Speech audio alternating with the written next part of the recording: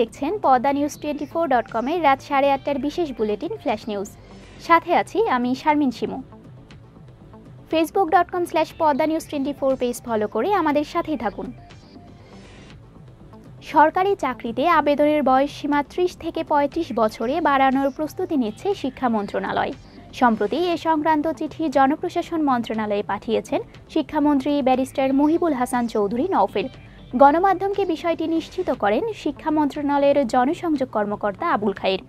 চিঠিতে বলা হয়েছে, সরকারি, বেসরকারি, আধা সরকারি, রাষ্ট্রায়ত্ত প্রতিষ্ঠান ও স্বায়ত্তশাসিত সহ বাংলাদেশে বিদ্যমান সব ধরনের চাকরিতে প্রবেশের বয়সসীমা 30 বছরকে মানদণ্ড হিসেবে অনুসরণ করা হয়।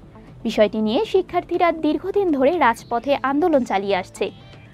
স্নাতকোত্তর শেষ করে বয়স 30 পেরিয়ে যাওয়া এসব চাকরি প্রত্যাশীরা দীর্ঘদিন ধরে আন্দোলন করলেও সাড়া মিলছে না।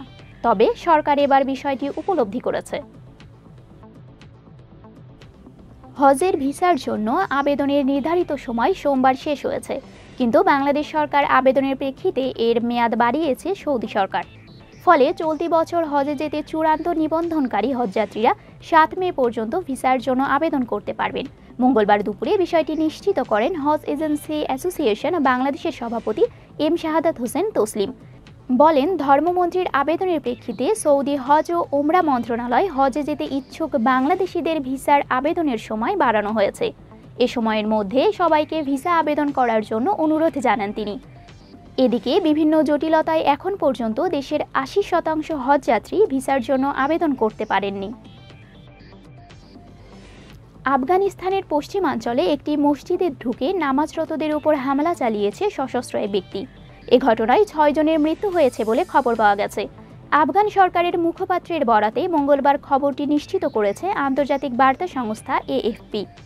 প্রতিবেদন অনুযায়ী সোমবার স্থানীয় সময় রাত 9টার দিকে দেশটির হেরাত প্রদেশের গুজারা জেলায় হামলার ঘটনাটি ঘটে। স্বরাষ্ট্র মন্ত্রণালয়ের মুখপাত্র আব্দুল মতিন কানি বলেন, রাতে নামাজ চলাকালে ওই মসজিদটিতে প্রবেশ করে ইবাদত ব্যক্তিদের ওপর গুলি চালায় অজ্ঞাত ব্যক্তিটি। আফগানিস্তানের রাষ্ট্র পরিচালিত বাখতার নিউজ এজেন্সিও একই তথ্য জানিয়েছে।